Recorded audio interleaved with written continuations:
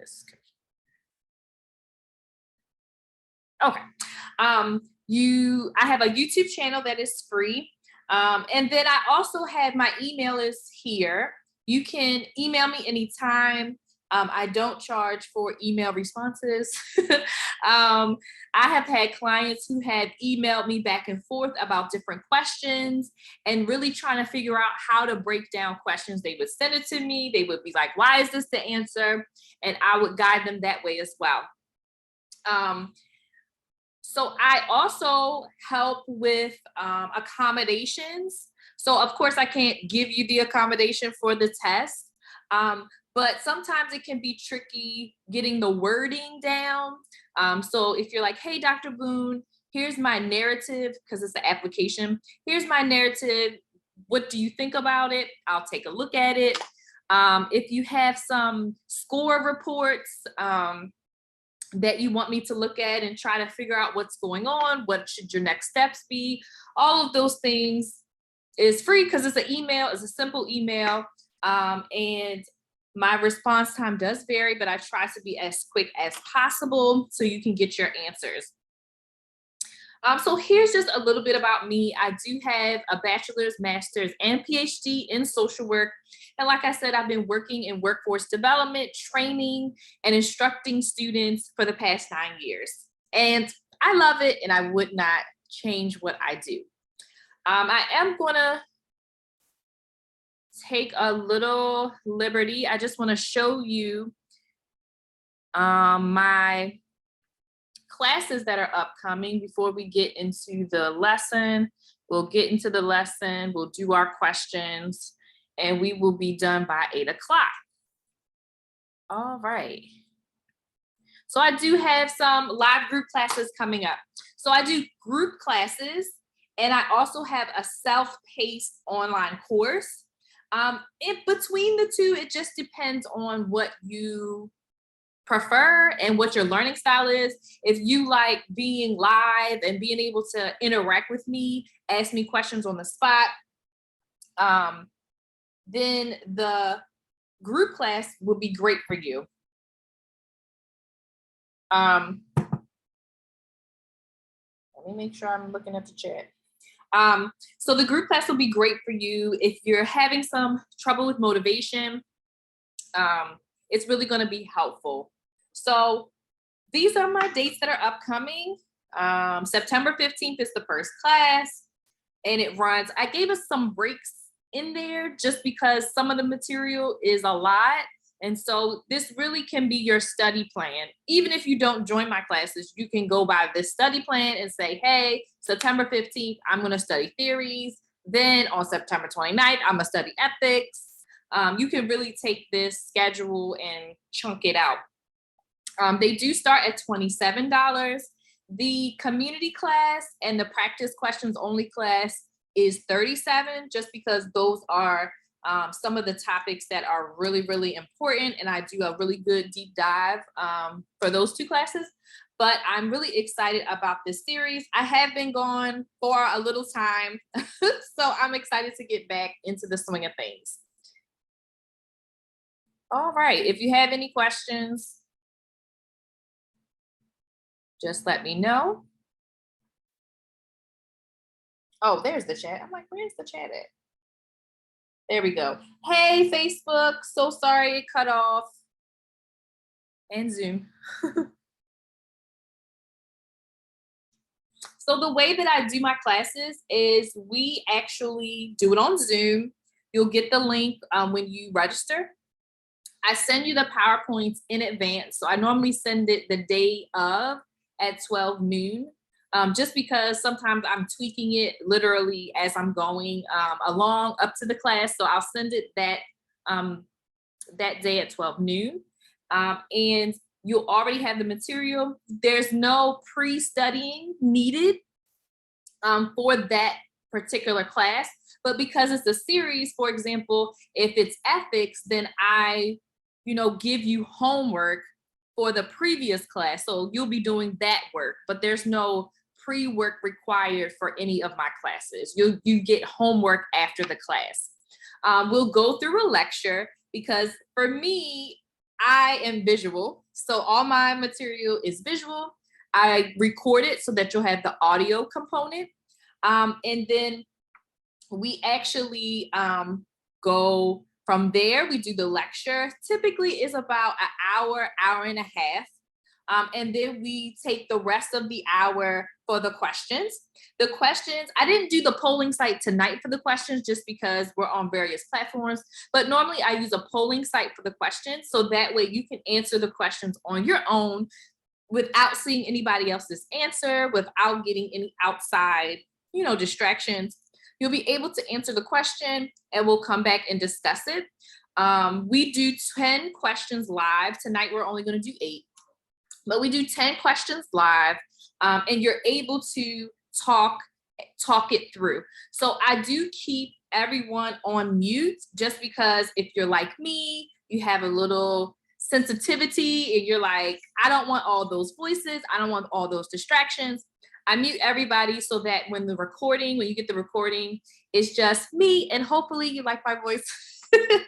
It's very weird hearing yourself on recording, but hopefully you like my voice. And my energy is what I'm trying to give to you, right? I want you to have a lot of energy.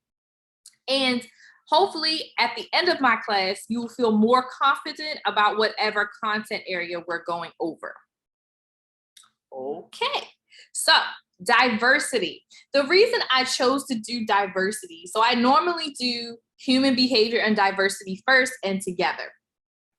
So on the 15th, we're still going to go over all of the theories and we're still going to go over diversity. But I wanted to take tonight to talk about diversity because it does get kind of,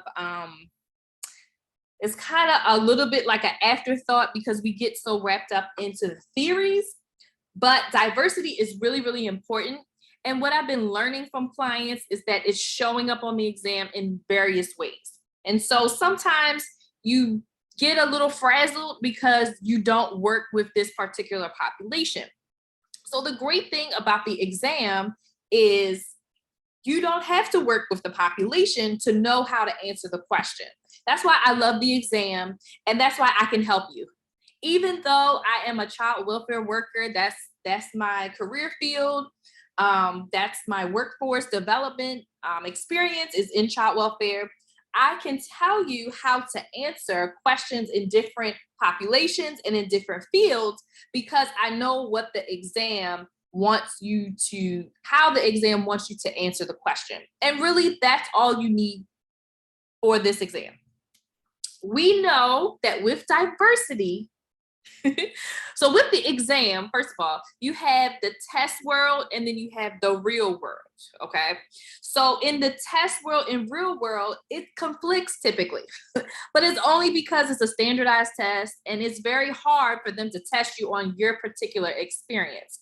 So all of your real world experience, your 20 years that you've been working in the field, the 15 years, 5 years, or even 1 year, all of the experience that you have, you really don't need to use it for the exam. There are some experiences that will give you an advantage, but for the most part, all of you that's on Facebook and Zoom, we're all at the same level, trying to pass this exam, right? So tell me a little bit about you all as I go through the lecture. Tell me, yes, newcomers, are you, is this your first time? Tell me a little bit about you. And what I'll do is as we go along, I'll take a pause and answer any questions. So if you just have general questions about the exam, about what you should do, what do you recommend, plot them in either chat and I'll pause at a good time and answer those questions. So the reason I said a test world and a real world is because in the real world, we are culturally competent. Like, I don't need to go over cultural competence. We have that, right? That's the whole point of social work, right? Is to be culturally competent.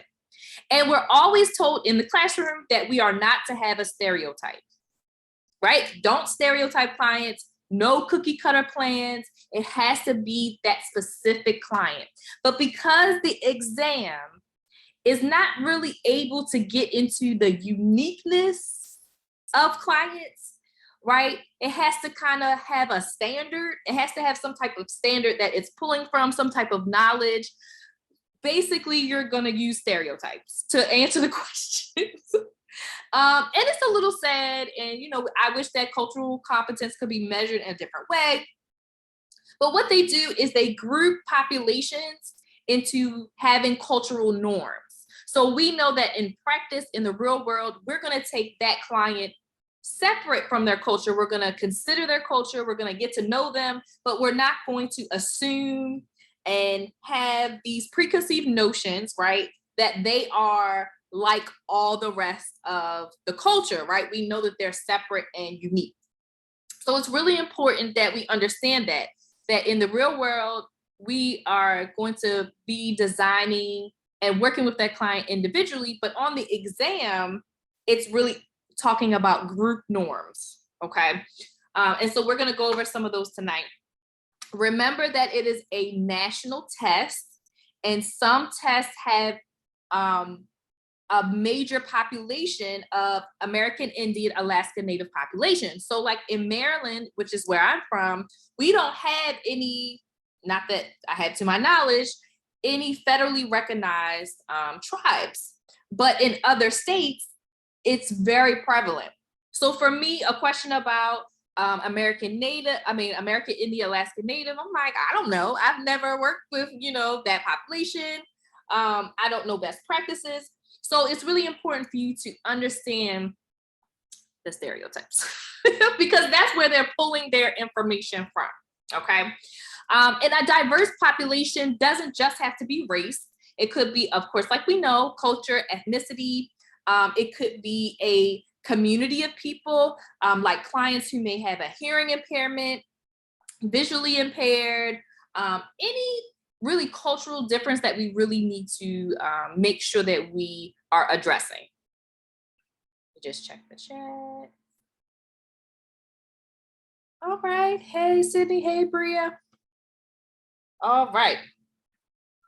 And tonight we are going to focus on the LGBTQ plus population because I've heard that it's come up on the exam a lot. So best practices, okay? Understanding best practices, and like I said, cultural norms and or typical behavior for a culture is what you need. And what I need you to also recognize is that ethics and diversity are very closely intertwined, right? A lot of times the way that we practice with a particular race or culture is based in ethics, okay? So you need to read that code of ethics, definitely. And we know that we need to provide our client services in their primary language. If we do not speak the primary language, then we should hire or secure a certified interpreter.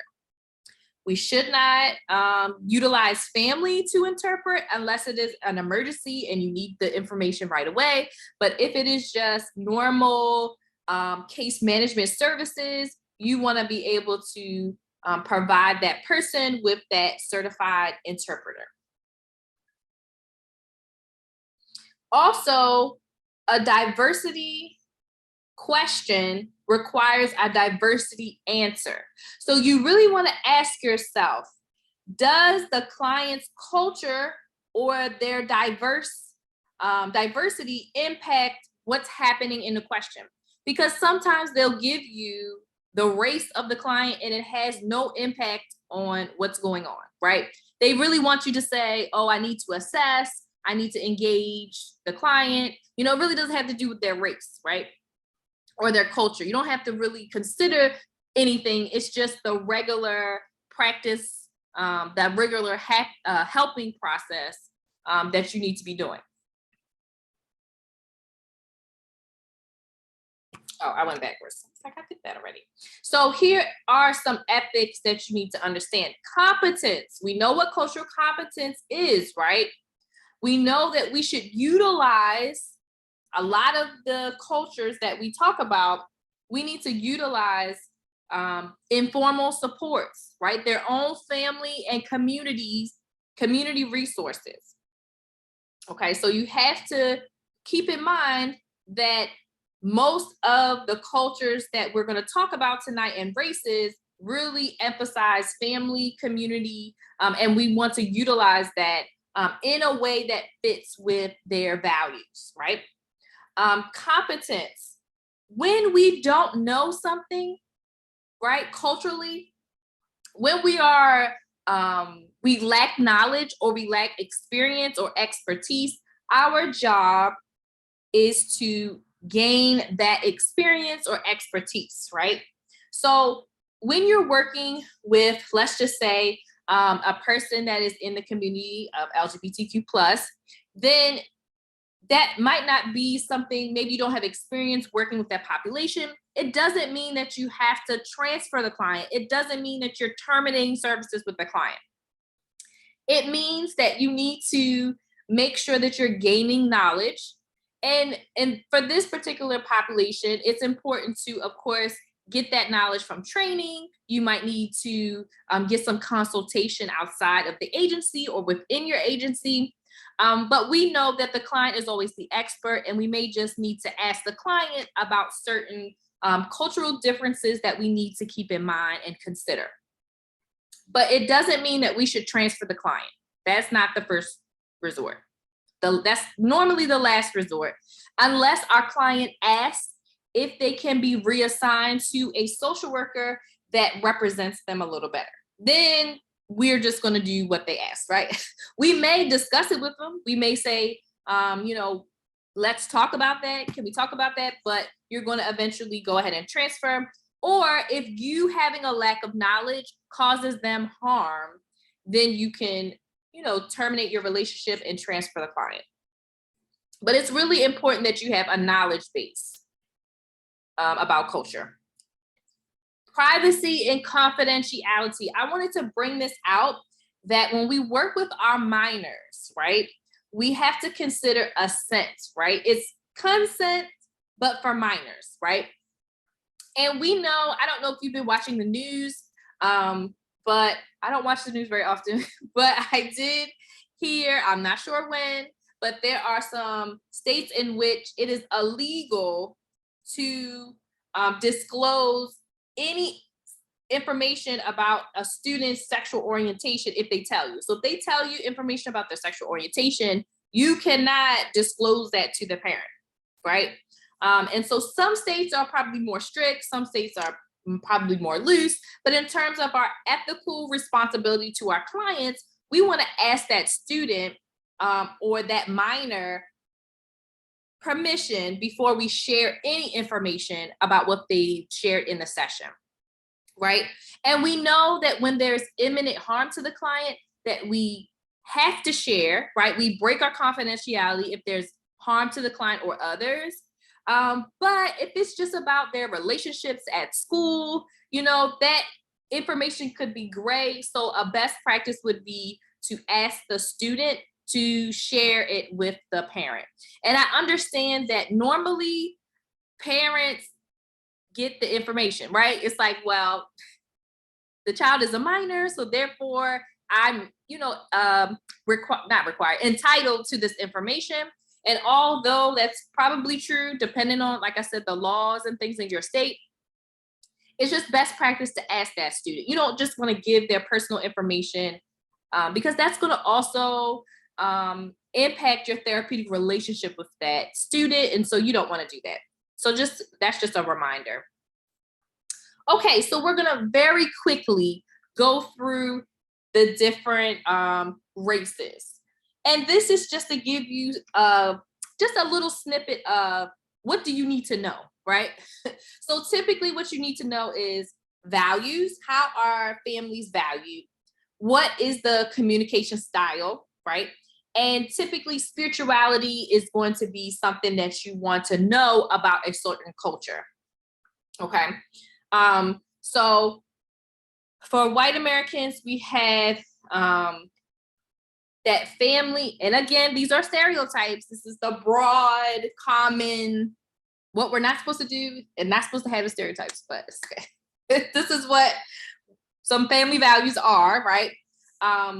Personal desires over family, Avoiding physical punishment, language is English, and religion is a private affair, but typically Protestant and Bible-based, right? American Indian, Alaskan Native, family values, very, very strong. Strong kinship bonds, multi-generational, extended families, very, very important. So that's something to understand. Communication, this is the one, this is the area that comes up most on the exam, communication. Nonverbal communication, avoiding direct eye contact. I don't know why this is primarily associated with this population, but it comes up. So just keep that in mind. Spirituality is very high as well, to the point where they had other traditional healers and spiritual leaders that they trust more than Western medicine. And of course, there's a history to that, right? So it's really important. Hopefully you have, especially now after the pandemic, it's been a high alert of diversity, equity, inclusion. So you probably have gone to a lot of trainings. And so historical trauma is definitely something you should know about. And that would apply to this population as well. Asian, again, obviously we know in each of these categories, there are a variety within each race group, right? So even though this is Asian, we understand that there are various locations of origin, right? And so we need to be sensitive to that. But again, this is a grouping of all. Family, very important. Elders, respect. Shaming the family is something that will come up, right? Communication style, again, avoiding direct confrontation. Spirituality, you have their different modes of spirituality, and values are seeking help from the family or community before going to professionals, right? So that may come up.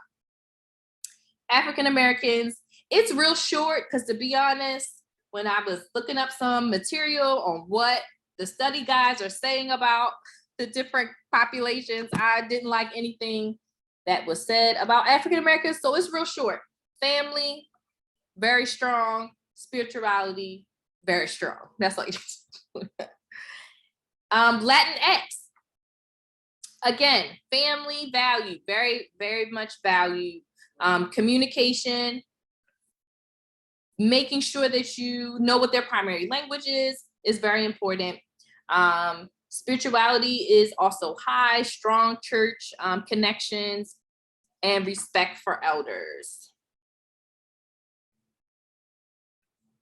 Also, Native Hawaiian and other Pacific Islanders, you will see some very similar values here as well.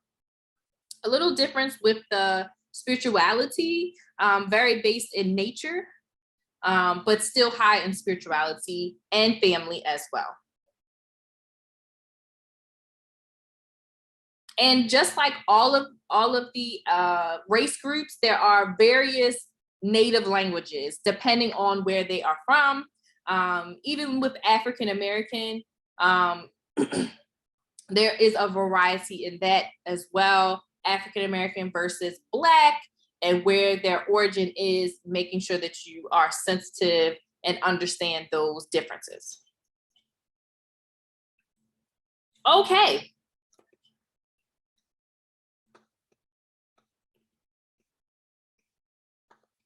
Okay, I'm gonna go back to pronouns after we do best practices. I don't know why it's out of order. Best practices with the LGBTQ plus persons. So it's not that you don't know about the population. It's that when you see it on the exam, you get thrown off because you didn't know it was on there, right? So anything new that you haven't studied before throws you off. And so what I always say is that you do have to kind of get comfortable with being uncomfortable for the exam. You're not going to know what's on there, one. You're not going to have seen any of the questions before in your life, right? So you have to have a certain mindset going into the exam. So a lot of times what I'll hear is that my clients get very flustered with questions about this population. And it's, again, not because they're not knowledgeable, it's just because they're having a hard time applying what they may know to how to answer the question. And so what I'm here to tell you, with not just this population, any of the populations, is that remember your ethical code, okay? And remember that this population is a diverse population, and you just want to make sure that you're being culturally competent, and that you are considering their needs within the context of their culture, right? So it's really important to know terms. So what I'm going to do is bring up a website, and I'm going to put it in the chat and also put it in the Facebook as well, so that you can understand the terms. It's really important, because I had a client say cisgender. I've never heard of that, right? And it might just be exposure, but it's really important to know those terms because they may come up on the exam. So I want you to think about it. What have you seen on the exam in terms of this population? Drop it in the chat so we can talk about it, just because we can brainstorm about how do you answer the question, how we work with this situation. And then, of course, I have questions for us to work through. So best practices, remembering that they are a diverse population. If you lack experience or knowledge, you need to gain that experience or knowledge through consultation, right? That would be the answer, depending on the answer choices, of course. Use pronouns appropriately. I think we all are very versed in pronouns, right? Learn gender identity, inclusive language, and the other terms. Advocate for inclusive practices. This includes your employment, right? So if you have a question about your employer not being inclusive, then the answer is always going to be to make sure that you are elevating that issue, right? We're going to advocate for inclusive practices, and we're going to advocate against discriminatory practices, right? That is our responsibility to the practice and to the field. And we should be doing that. We should also understand issues of race, sexism, xenophobia. Okay, that's probably not going to be on the exam, but I just threw it in there because I really think it's important to understand those intersections, right? Okay, so let me take a little pause just to see how we're doing on the chat, and I'm going to bring up those links. We'll probably end at 8:30 because I'm looking at the time like, oh yeah, 8 is not happening.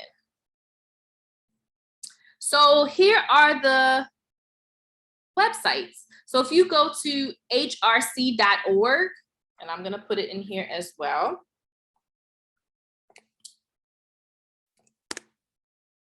Whoops, not that. Oh man, that's a whole question. Don't look at it. I can't delete it on Zoom. Okay. And can I paste it on here? Oh, yes, perfect. I love Apple. Whatever you do on the computer, you can do on the phone. It's great.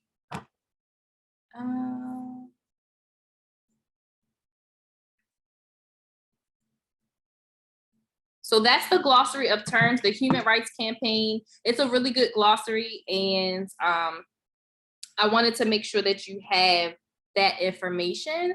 And then they also have an FAQ. I did have it pulled up, but I don't know where it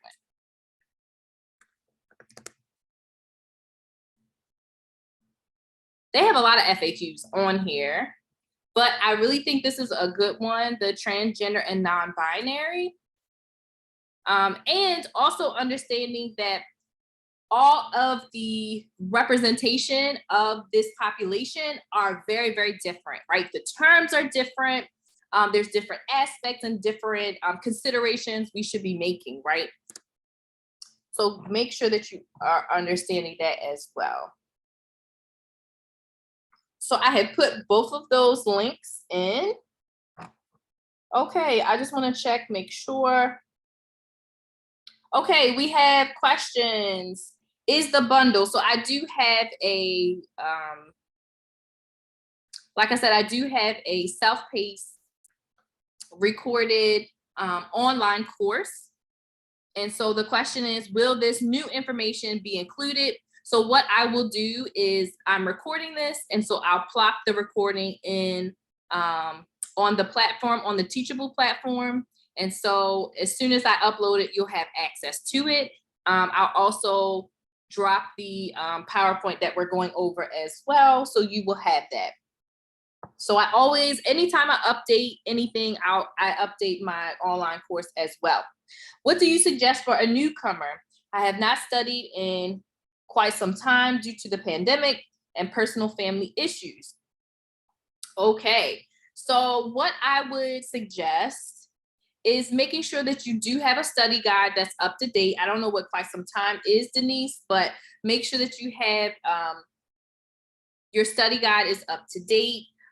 For Dawn Apgar, it would be the 3rd edition, is her latest edition. And then whatever other study materials, just make sure it's the most recent edition that they have released, okay? Then it's really important that you understand what your learning style is, so you can figure out how to start studying and how to do your study plan. And I posted on my Instagram, let's just start light, right? Maybe do 15 minutes once a week, you know, depending on how fast your test date is approaching. You want to kind of work backwards. So take your test date, or even if it's not scheduled, take your exam, when you would like to take the exam, and work backwards.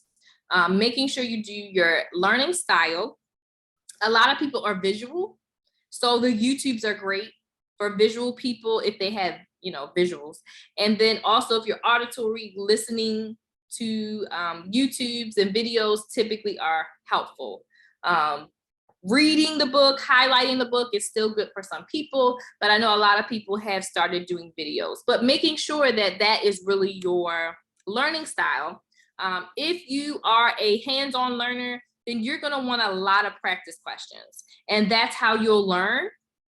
And so sometimes videos might not be, that might not work for you, right? You might need to do more questions. Hey, Ariel, Morgan State grad, first time. Let me see, just checking for questions. This video will be automatically uploaded to Facebook once we end. I don't know how long it takes, like an hour maybe. And it will be there. Yes, so you will be able to review it in your entirety. Okay, what is the best practice possible regarding the exam due to the unknown on it? That's a good question. I can't stress this enough. It's really your mindset, because it's your mindset, one.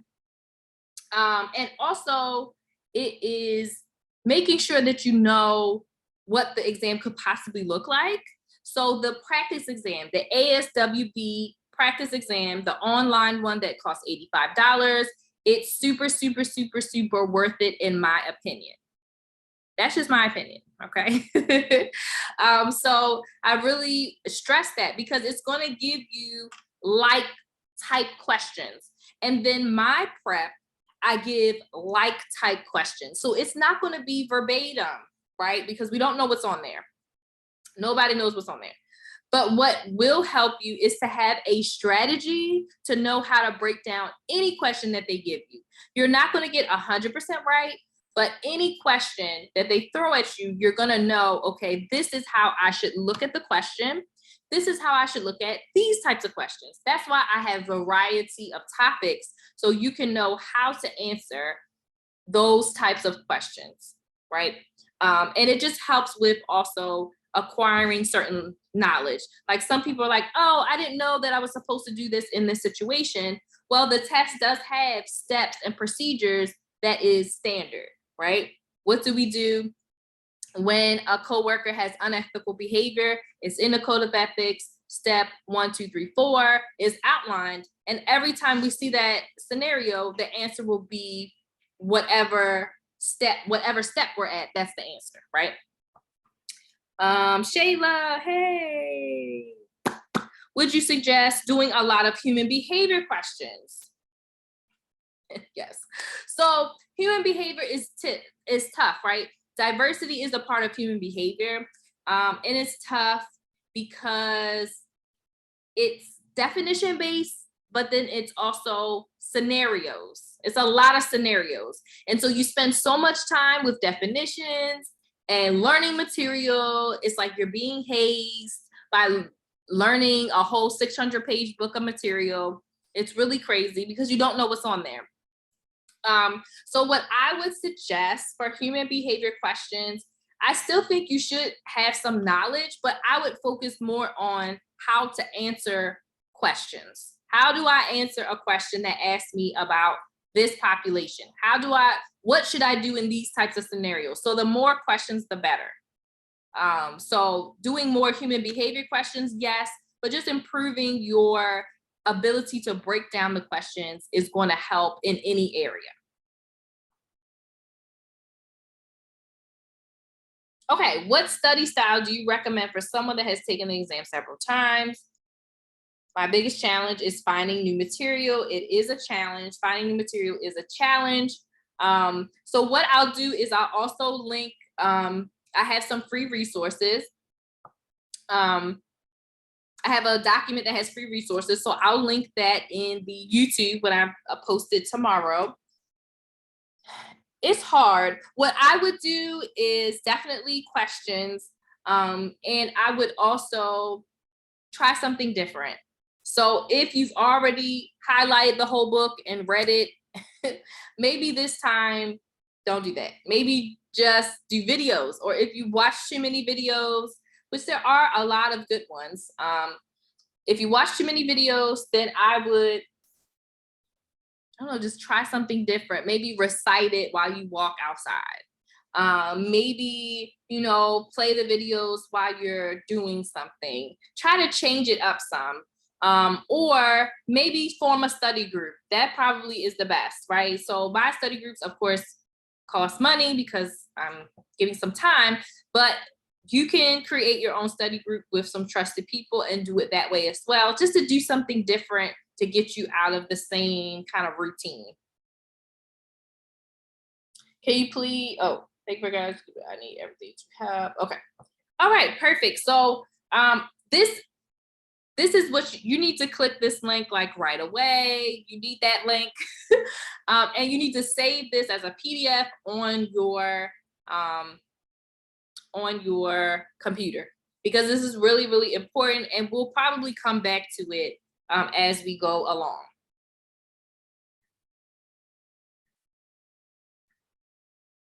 It's really important that you understand pronouns. Avoid assuming pronouns.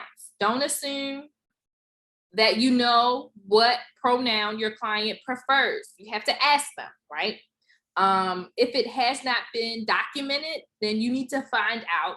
Not only do you need to know so that you can appropriately address that person, but you also need to know for documentation purposes. You should not be misrepresenting your client in documentation either, right? If you do not know, you need to ask them directly. We know the most commonly used pronouns. If you do misgender someone, then you want to make sure that you acknowledge it, check in with the client, and move forward with the interview. Because you want to acknowledge it, but you also don't want to make it such a big deal that it, disrupts or becomes awkward, right? It's kind of like when people are like, they may say something wrong in terms of maybe using a wrong word or something. And then like, you don't want to be crying right. You don't want to be like, oh my gosh, I'm so sorry. I never do that. It's kind of like you put the attention on you, but it's really not about you. I mean, apologize, acknowledge it, move forward. It doesn't require like a whole dramatic thing. If you've ever had someone wrong you and then they were like extra dramatic, you were like, I mean, am I supposed to be upset or are you upset? So you don't want to do that. You just kind of want to move forward. Find information on neo-pronouns, okay? It's like the commonly used ones, but there are also people who do not identify with any of these. And so neo-pronouns can be used. It's probably not on the exam, but when I was looking up the information, I found it and I was like, oh, that's probably something I should read more about. That was the gist of it, but it's probably not going to be on the exam for sure. Definitely, I want to go to my little image, and it tells you where the image came from. So if you want to get some more information, but this is really understanding gender and understanding that all of these categories are not the same, right? So you have the sex assigned at birth, okay? You also have gender expression and then gender identity, right? And so they don't all have to match what your perception is, right? So if I express as masculine, I may not identify as a male, right? And so that's my liberty to do. So you can't assume that, right? That's really important. Don't assume, and they don't have to match. I think that is really important. That it's not a direct like flow of everything. Also, physical attraction is different than gender identity, right? They don't, I mean, I'm not saying they don't go together, but they're not also, it's not mutually exclusive that if you are this, then you are this in this other category, right? So really understanding the terms within each of these things. So I just have some other images. Definitely want to understand non-binary. To my knowledge, non-binary is not on the exam, but correct me if I'm wrong. I do know that the gender terms are probably definitely on there. The gender identity, inclusive language. I'm not sure if non-binary, that specific gender is going to be showing up a lot. But just to understand that there are different terms associated with it. Now, what do you do with all this information I just shared with you? The glossary of terms, all of these images, what do you do? It's just for you to be, oh, you said it is. Ariel, let us know a little more. You saw a question about non-binary, tell us a little more. So in all of your terms that you're studying, what I want you to do with this is just become familiar. You don't have to memorize it, right? You should be sort of familiar already, but I want you to just review it so that you know when you see cisgender, you know what that means, right? So that you're not confused when you see it on the exam. Okay, let's get to the questions. So some of these I really pulled and worked it together. They're going to be debuted for the first time. So that's really good. Okay, Ariel said that binary and non-binary are on the exam. Okay, so we need to make sure we know what those terms are, as well as gender fluid and pansexual. So Ariel, Nicola, tell us, I'm sorry if I said your name wrong, tell us how you saw them. Was it a definition question or was it like a scenario? Because that would be really important too. Slide with the umbrella. Yes, I didn't skip it, yes, binary, non-binary. This is just the umbrella of transgender, different terms, but I definitely want you to go back. It was recall. Okay, great. Definition.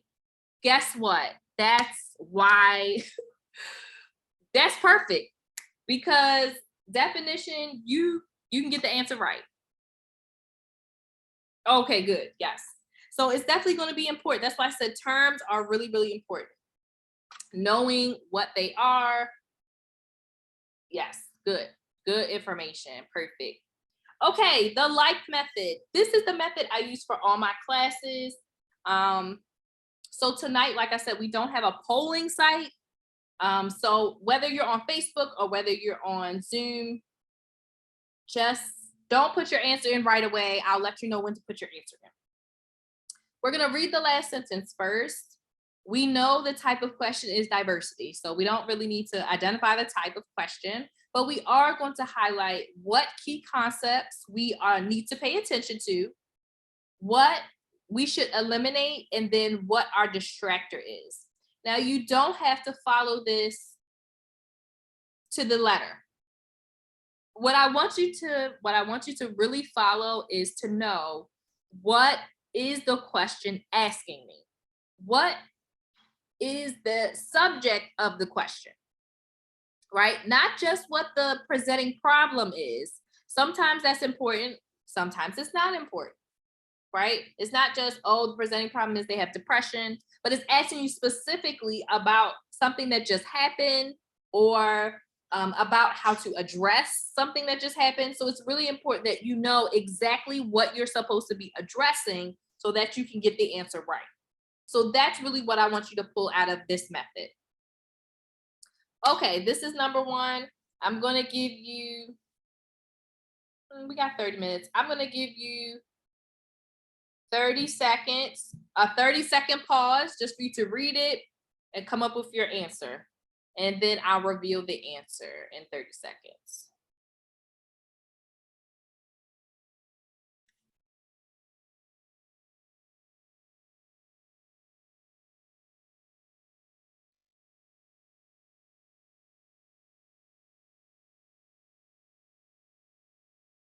Please do not put your answer in the chat or on Facebook until we are ready.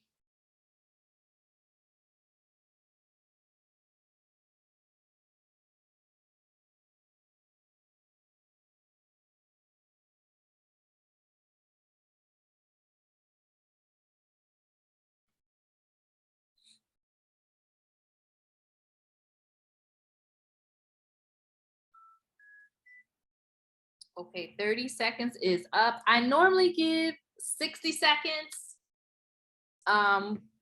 So it's okay if you're not all the way finished processing, but let's process it together. Which action should the social worker take first?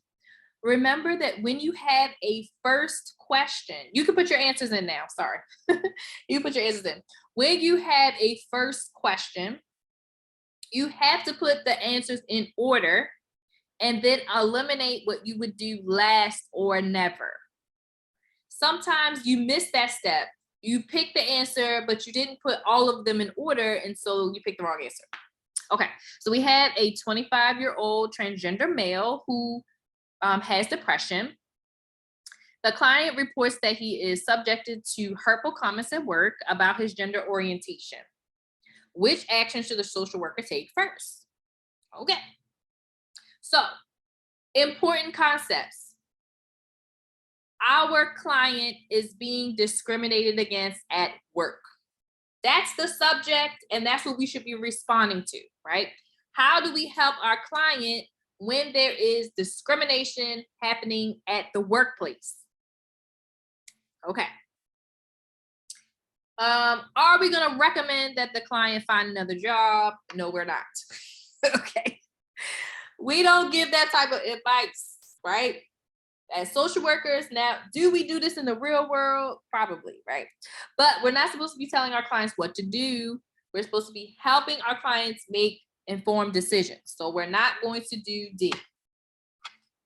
Consult a supervisor. We love consulting a supervisor, but this does not rise to the occasion of us to need a supervisor. It never said that we needed any help, that we were struggling with how to help the client.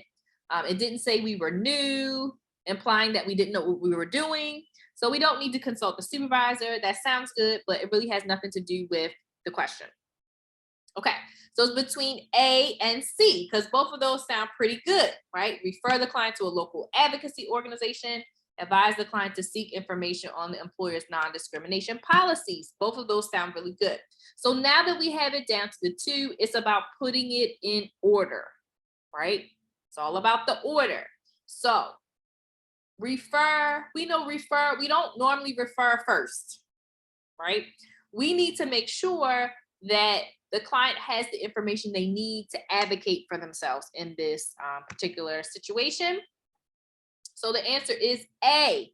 So on the screen, you'll see teal. That's my key concept. The answer is always in this bluish teal color. The yellow is what I used as my distractor, or what was the distractor for me. Sometimes it could be a different distractor for you, but for me and for most, might be C. And then I eliminated, as I showed you, I eliminated B and D. Any questions on this? I see most people picked A. Let me just double check. That consult with a supervisor, it gets you every time because we're just so accustomed to it being the right answer. But remember, there is a time and a place to consult a supervisor. All right. Let's go to question 2. I'm going to give you 30 seconds. Please do not put your answer in until the 30 seconds is over when I let you know.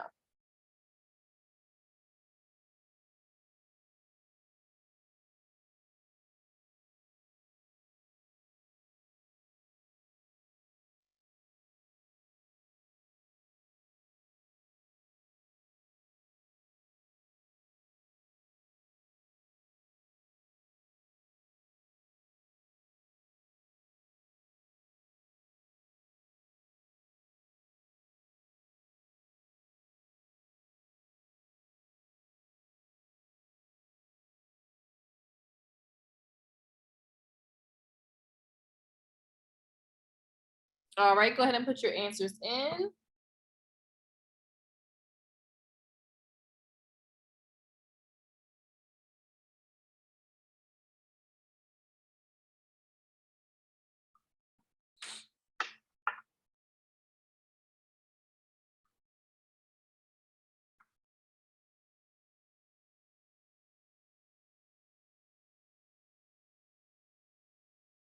Okay, this is one of the questions that is a newer question.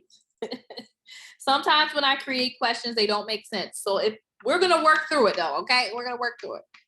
We know best practice is that we need to have an interpreter. So we have an interpreter in the session. What do you do when your interpreter no longer wants to interpret, right?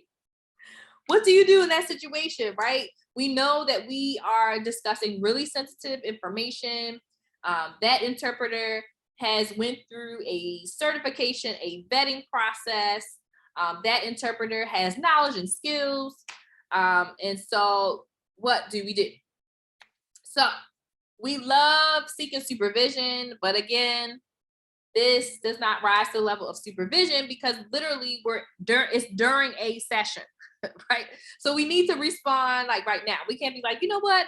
Hold on right now with your uncomfortableness. Let me go get my supervisor real quick. That's not the best. That's not the best action. Not the best action. And when you hear best, it really is about what is going to be the best. It's hard. Best and most are really hard because according to who, right? According to who, right?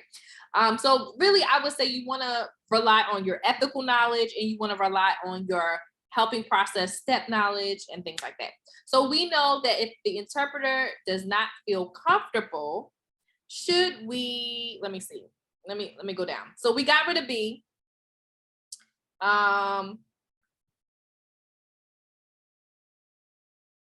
I think we can also, C and D, we can just get rid of both of them really, but let's go over it. So D, inform the interpreter that this is the job and that they signed up for and to have them continue to interpret the session. Now, some people pick this because they feel like you are in the middle of getting crucial information, right?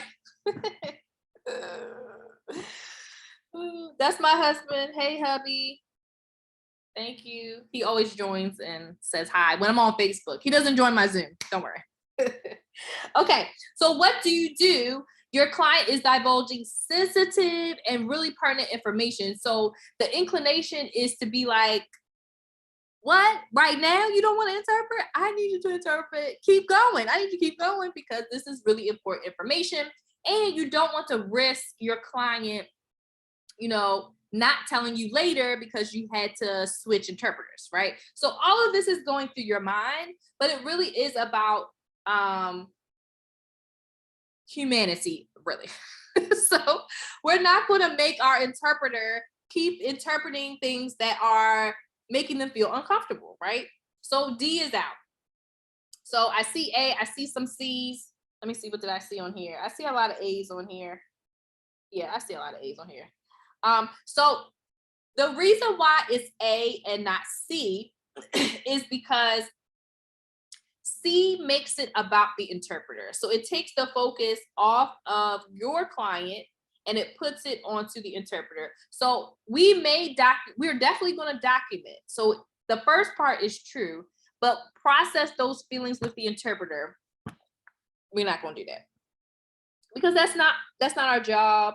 We're not the interpreters, therapists. I know we are superheroes as social workers, but on the exam, you cannot be a superhero. You can only be the one role you're in. You can't be in 5 roles at the same time on the exam. You're only here for the client, but of course, we're not going to force an interpreter to continue. So we're going to arrange to have another interpreter to take their place.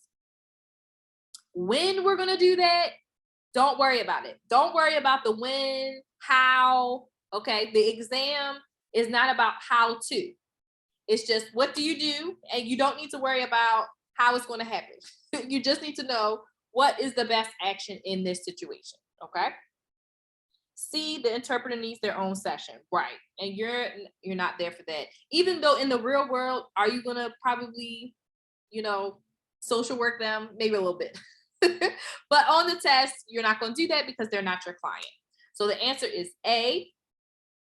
We do want the information. It's really important, but we also don't want to trigger our interpreter because they are a person too. They're not just a robot that we force them to do their, do work that's uncomfortable to them. So that would go against our code of ethics. So we're not going to do that. Any questions about this one? Good question. Very similar to ASWB question. Yeah. I be trying. I could take that format and I got the format down. But sometimes my answers be hit or miss and people be like, what? That don't make sense. And so I continuously tweak them. So give me your feedback because if it's not right and it don't make sense, let me know. Some of it could just be because the real exam don't make sense. And so that could be it. But if it's like, come on, Dr. Boone, that's not, that don't make sense, let me know. Okay, let's do number 3. Give you 30 seconds and we'll come back. Oh, I was on the fence. I thought it was D. Let's go back. Inform the interpreter. Yeah. So D, yes. D was a contender only because we are really concerned about the information being shared and we want the best, for that client, and we want to, continue to get the information, but not at the detriment of our interpreter, right? They are a real person. Okay, let's do 3. I'm going to give you 30 seconds. And then Monica, I'll answer your question once we come back after the 30 seconds.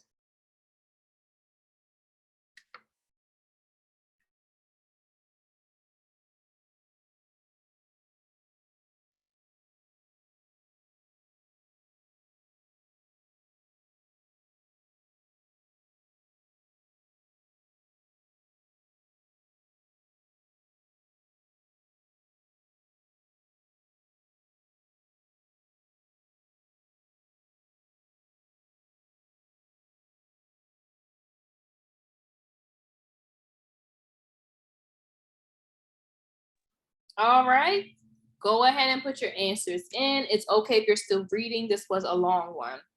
I'll give you a couple more seconds.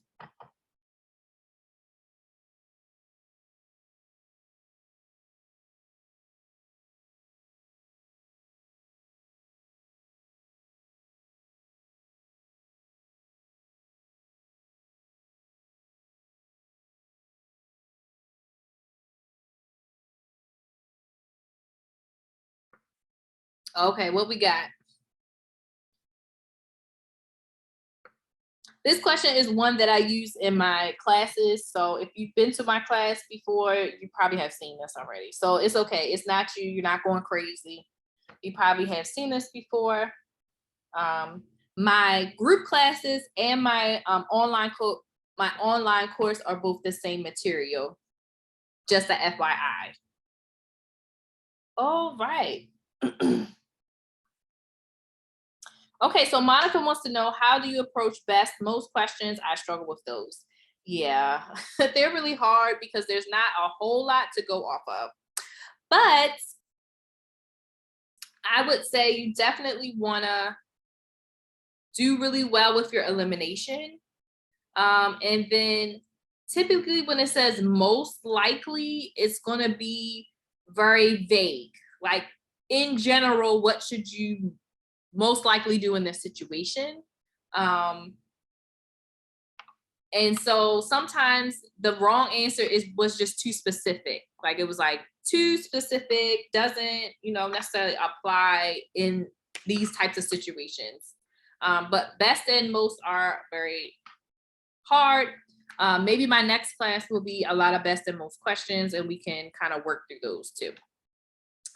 Okay, let's go over this one.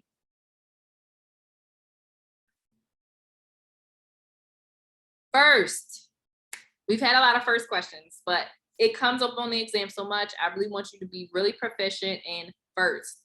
You have to put them in order. You have to put them in order.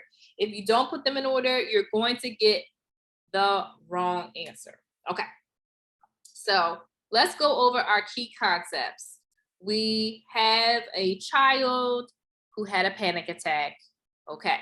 The social worker meets with the student and her caregiver, and the student reveals that she is receiving painful physical punishment. Okay. He responds that punishment is necessary. I'm gonna do what I'm gonna do because this is what we do in our culture. Okay.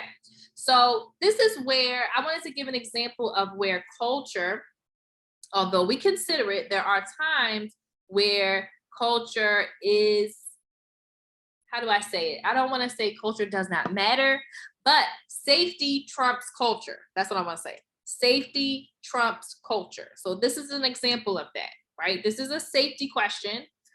There is an element of culture and race in the question. However,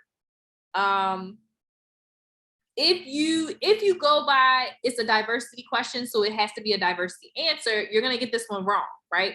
So you want to make sure that in you assessing whether or not this question is considering diversity, or you need to consider diversity in answering it, you want to make sure it's not a safety issue, right? Safety issues always trump everything else that we normally do because we're pausing and we're focusing in on that safety issue, okay?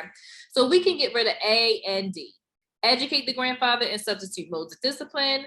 No, we're not going to do that first, right? It's not that we're not going to do that ever in life, but not first. Help the student understand her grandfather's behavior as culturally appropriate. That would probably be the answer we would give if we were just saying culture, culture, culture, right? So we're down to B and C. So you had to put them in order, right? So the answer is B, as in boy. Seek to determine the intensity of the physical punishment. This is important because she never said what the punishment actually was. Like, is he pulling your hair? Is he slapping you in the face? Like, what is he doing? What is painful punishment? You need to know what that is. Just think about your report when you're calling CPS. You're not going to say, hey, the student said they're experiencing physical punishment. They're going to ask you, what is it? So you need to figure out what is it. And so a lot of times we skip steps and we figure that we already asked that information, but we do need to gather more information. Yes, we must gather more information. Perfect. How do we know when safety trumps culture? How do we know when safety trumps culture? Safety is always first in everything, not just culture, but in everything, right? In all of our code of ethics, it starts off saying, If the client is at harm or is at risk for harming others, there's a whole lot of stuff that we don't have to do anymore because that safety issue is paramount, right? So even if we have a student or we have a client who's experiencing some type of safety issue, although we are going to consider culture like later on, we're not going to consider culture right in the moment. We need to address the safety issue. So if your client is having suicidal ideations, we're going to figure out, do we need to call 911? Do we need to do a safety plan? Like, those are the actions we'll take, right? Not that we're not considering culture ever. Again, it's just in that moment. Okay. And sometimes with first and next, we're in the moment. So we're still talking to our family. We're still talking to them about what happened. We're not at the point where we can report. We would report once we have the who, what, when, and where. That's when we would report. Okay, let's go to 4. And I'm going to give you, let me see, do I have time to give you 30 seconds? Yeah. I'm going to give you 30 seconds, and then the rest of them we'll just do together.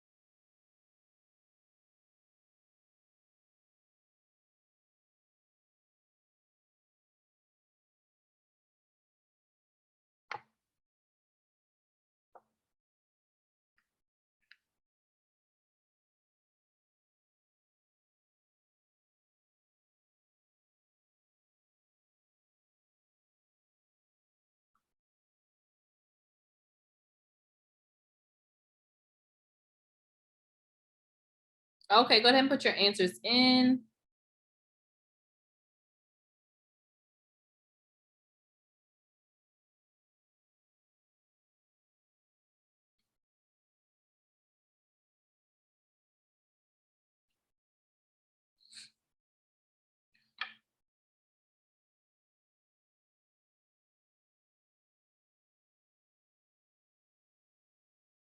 Okay, I think we're all in agreement with this one.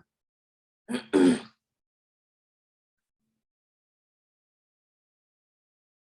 answer is D, secure a certified interpreter, because even though the husband speaks both languages, the wife does not. So we need to make sure that we are considering both parties because they're both, as a unit, our client, right? So we want to make sure that we are providing services in the client's primary language. I just want to go back to number 3 really quickly. 3. I think it was Kelly that said something. Let me see. I think was it Kelly? Yeah, Kelly. That question was tricky because we always hear it is not our job to investigate, but to report. And the child already described painful physical punishment. I just want to address that because it is true. We are supposed to report and we aren't supposed to investigate. That is not our job. But we do need basic information in order to make a report. Just in general, you need to know exactly what happened. So there are times where you do need to ask questions to get more information because you don't have enough information to make a report. Again, you need a who, what, when, and where. Right? So if you just have a suspicion, something's not right, the child, comes into school, doesn't smell right, you feel like the child's being neglected, okay, you might need some more information before you can say, okay, I'm concerned, if that makes sense, right? Here, we just didn't know what happened, right? So again, you might have thought that they already asked those questions as the social worker. You may have said, oh, of course they're going to ask follow-up questions.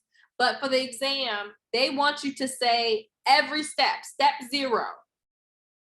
This is what I'm going to do. 0, 1, 2, 3.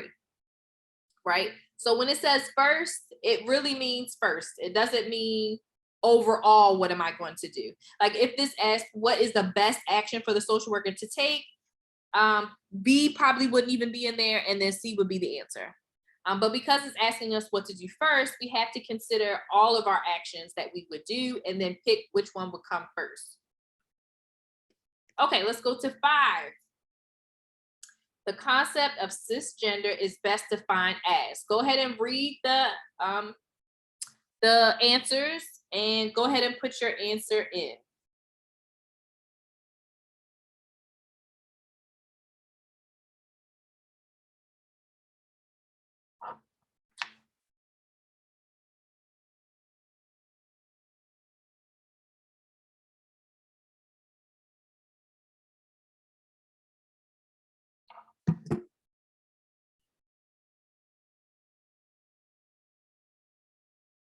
What is the definition of cisgender?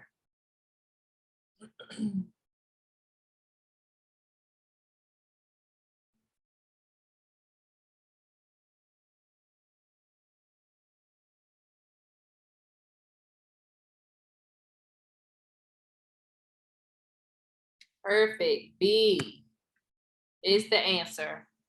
I didn't do my other colors because the answer is just B.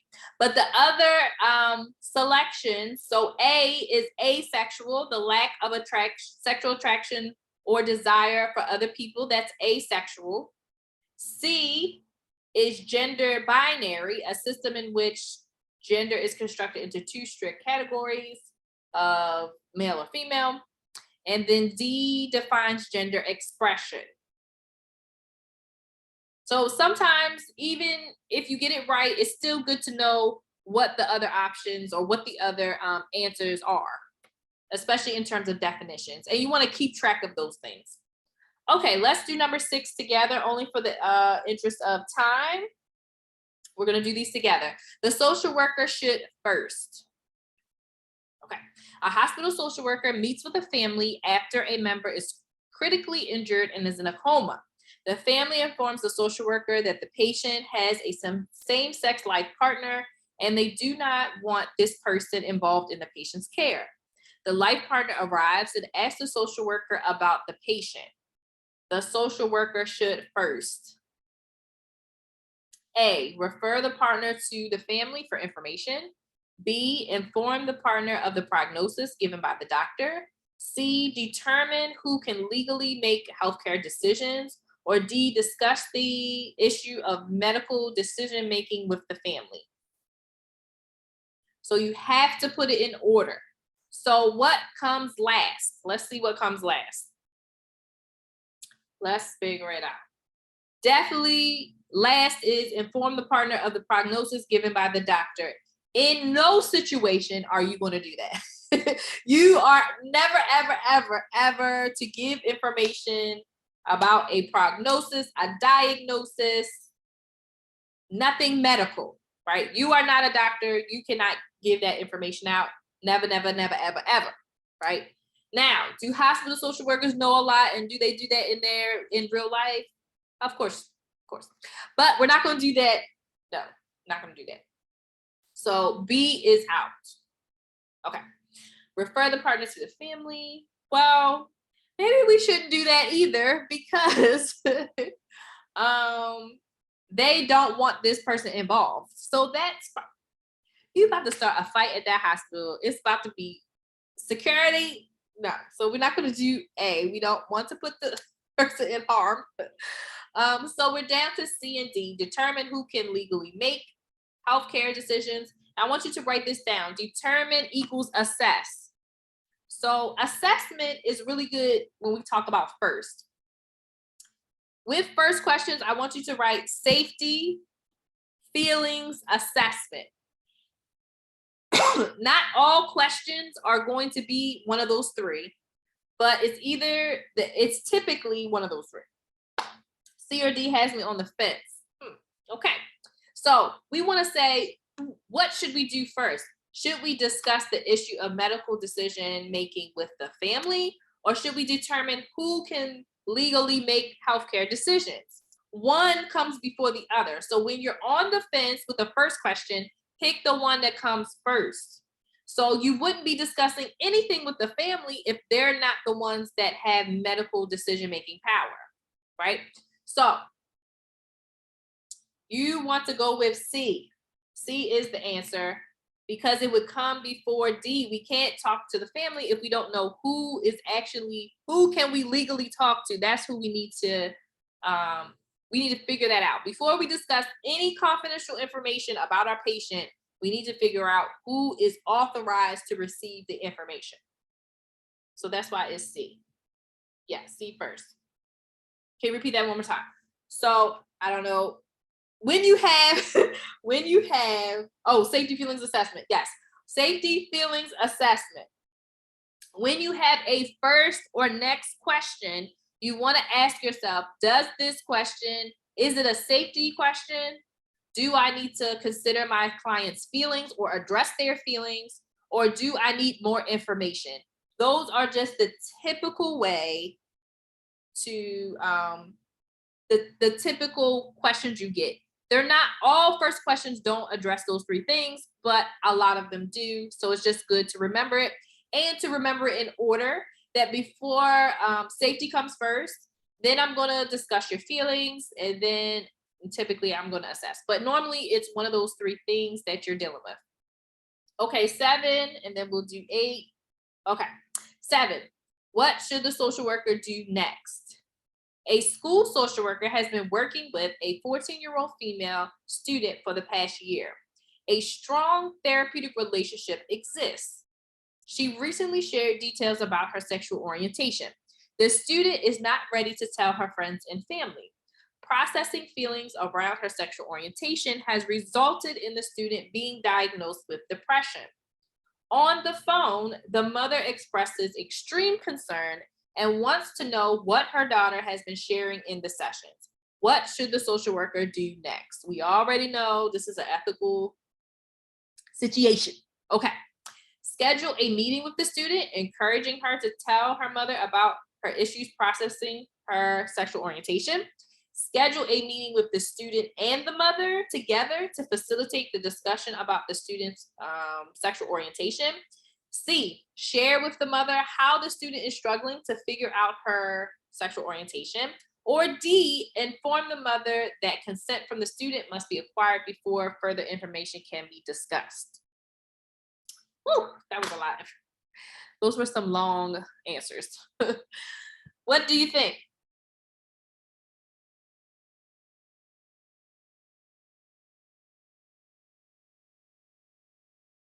What do you think? And tell me as you put your answer, because it seems like everybody has the same answer, but I want you to tell me why you selected that answer. What was the key concept that made you select that answer? Like, what did you focus on in this scenario?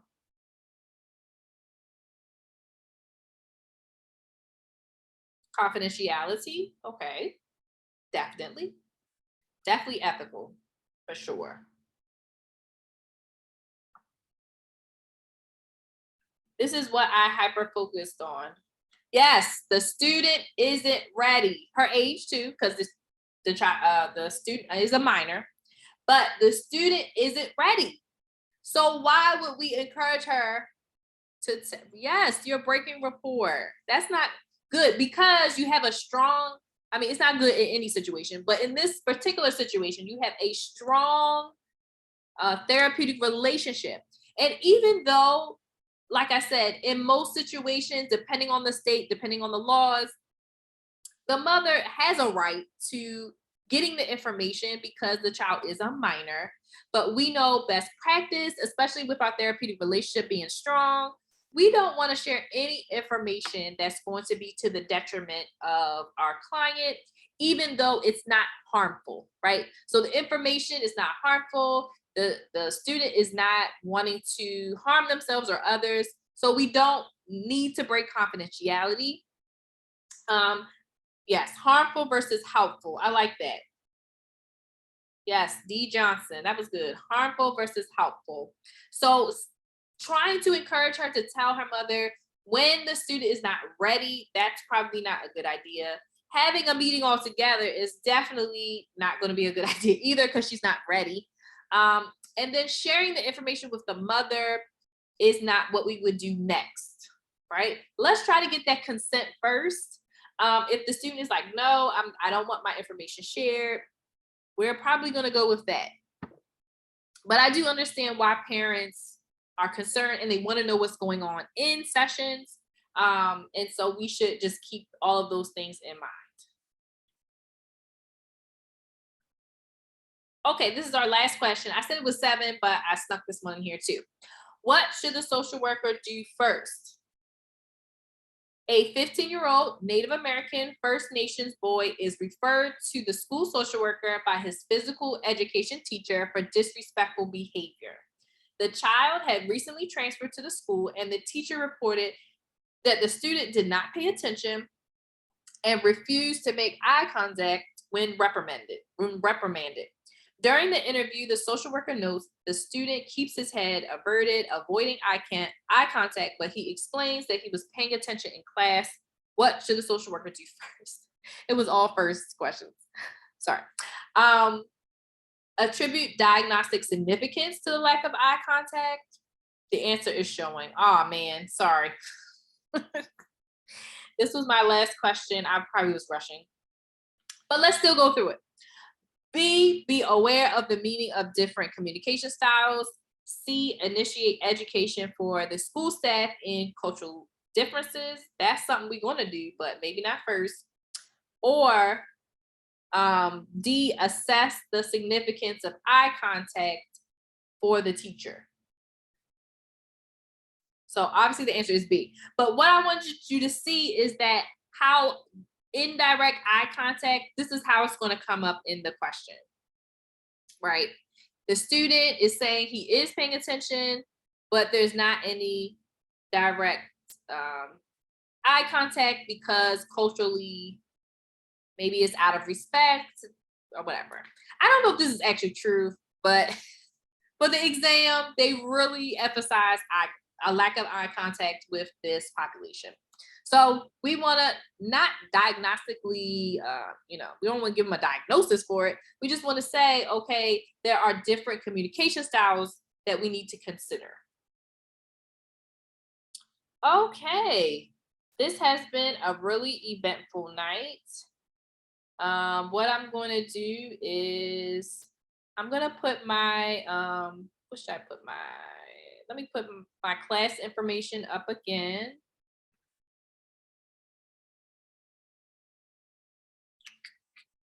Yes, here it is.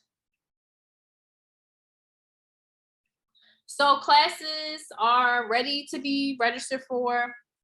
The link is here. I'll put it in the chat and also on,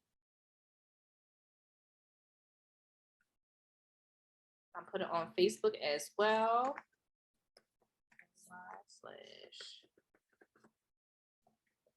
Each class is $27. And it's very similar to this. Obviously, we did 1.5 hours, but my classes are 2.5 hours. So we get more time to go through more questions. And it is a little more personable because I will be answering the questions, as we go along. But I really hope you join my classes. This is very affordable.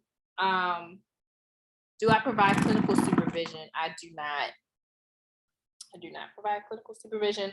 I also don't provide one-on-ones, even though I get asked almost every day. I really probably should. But the reason why I started my group classes is because the same information that I developed for my one-on-one sessions, I am using in my group classes and even much more. And the other reason why is sometimes with the individuals, it just gets hard with keeping accountable. So with a group, it actually helps with your accountability. And every week, like I said, you'll have homework and I'll give you a structured study plan of what you need to be focusing on through that week. So this is the first time I've put some intentional gaps in the dates. So just keep that in mind, that it's not every week. So it's the 15th, we skip a week, the 29th, then the next week, the 6th, we skip another week. And that was because we wanted to make sure, I wanted to make sure that you have enough time to study each thing. And so if you have an upcoming test date, this would be really helpful. Definitely. Is there a packet for study questions? So I do have these individually available as, I call them replays, but my pre-recorded group sessions. So you could purchase my practice questions only. I will put let me put my other thing up. I'll put my website up as well.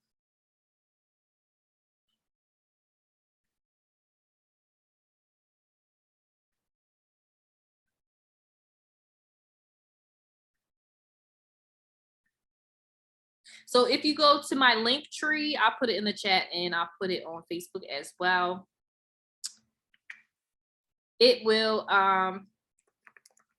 take you to my link tree,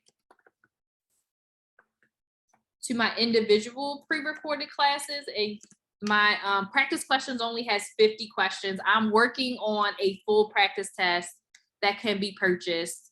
And I'm working on a completely separate full practice test that is separate from the questions in each of the modules. So I am working on that so that you can just purchase practice questions, because it is hard, but there are some really good ways to do practice questions.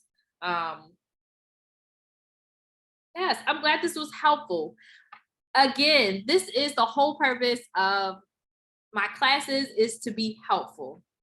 You need to learn how to break down these questions. And that's what we do focus on. We do focus on content as well, because for me, in order for me to answer a question, I have to have some type of knowledge of something. So that's why we went over the material first, and then we saw how it showed up on the exam afterwards. You are so welcome for all those that are ready. I look forward to 9/15. Yes. And $27 is not going to change. It's going to remain. I normally do like a sale, but what I did this time is all the classes are on sale for the whole time. So it's not any deals in terms of buy this many, get this many free, because I lowered all the prices of all the classes. It hasn't been $27 since I started in 2020. So definitely take advantage of the low price, definitely. Yes, please link up. Yes, I want a lot of links to be happening, because it's really important to find study buddies, study partners. It's going to really help you. I'm looking forward to 9/15 too. Very much looking forward to it. Thank you so much, especially the free part. Of course. Like I said, I'll probably do more videos. I have been on a hiatus. So if you are parenting and studying for the exam, I don't know how you do it, because I'm not doing anything but parenting and I'm wore out. I'm like, whoa, I'm supposed to be doing stuff for my business. My mindset is just not there. So we can get our motivation back together. So I started back up with Motivation Mondays. It's been a couple years since I did that too. So we're going to do Motivation Mondays. Please also, I want you to like me on Instagram. I'm pretty sure this is it. Here is my Instagram handle. Let me put it in here. Instagram handle.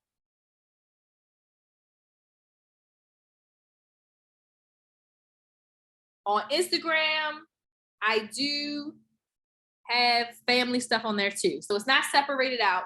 But if you're like, hey, I don't want to see all of your like baby and stuff, it's fine. You don't have to see it. My Facebook page is strictly business. But my Instagram is all of me. If you want to know anything else about me, I share my little world on there.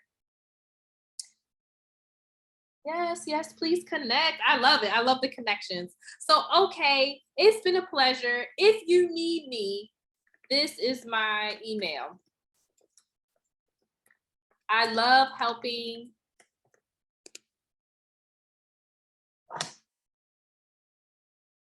And I will answer your email and help you.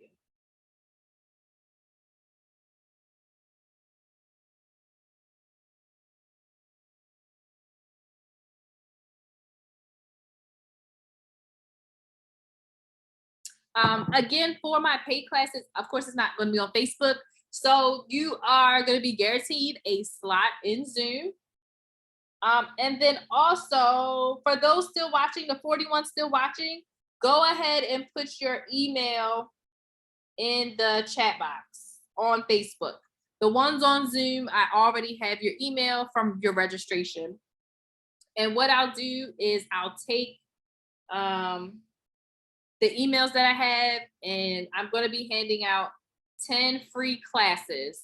So 10 people will be able to get one free class. So go ahead and put your email on Facebook. And again, for those on Zoom, I already have your email and you'll be automatically entered in to win.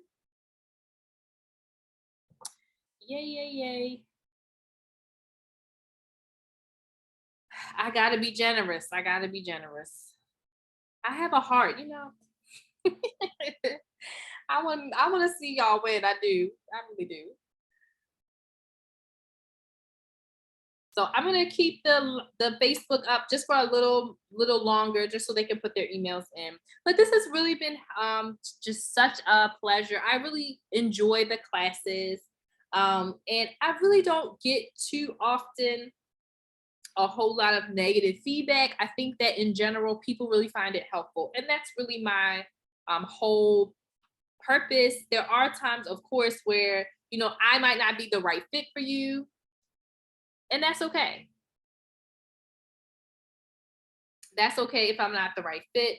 But for those that are wanting to study with me, I'm ready to do that on September 15th. I'm ready to go. So excited.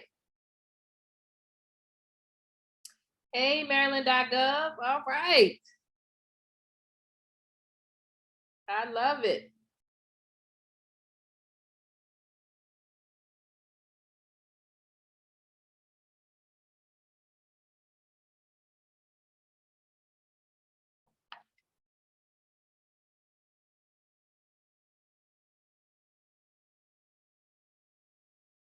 And I also have YouTube videos.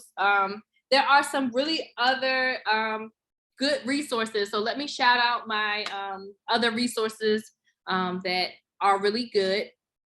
Most of them I don't know from personal experience, but from just through my clients and through, working with them. My first one is Dr. Pam Turner. She's awesome. And so, although I don't do individual counseling, she does. So, you definitely want to hit her up, Dr. Pam Turner, on Facebook. And she has a website as well. Even if you Google her, I'm sure her website will come up. Also, let me get my other, the TED Talks. That's what I wanted to tell you too. There are free study groups. Let me pull it up.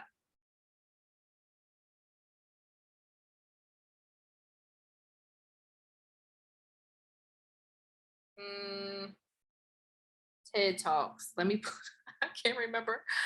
I can't remember the, wait a minute. I think he sent me, hold on. He sent me his, hold on. Confidence. Yes, here we go. Theodore Davis. Did he send me? Yeah, is that it? No, that's the Zoom. Okay, I'm gonna put his Instagram, and then it's gonna tell you how to get, so you can is that his but it's called TED Talks. I'm just going to give you this one. I don't know if it's the right one. He's going to kill me because we did a whole live together and I should have his information. I'm so sorry. Okay, just my confidence. And I think it's one separate for the actual groups. But you should be able to find the information on there. What I'll do is I'll also put it in the notes from today on YouTube and on the Facebook video. Let me see. Copy.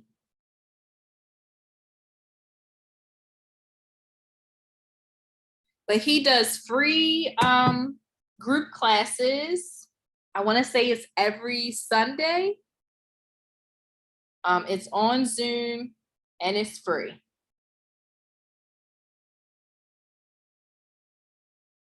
And I approve of the message.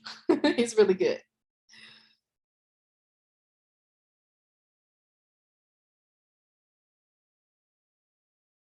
Who else? Agents of Change, really good. Very good resource.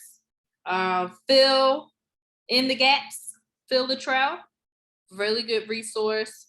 And again, you will I would always test them out. That's why I have free classes so you can test me out, test other tutors out just to see if they fit with you.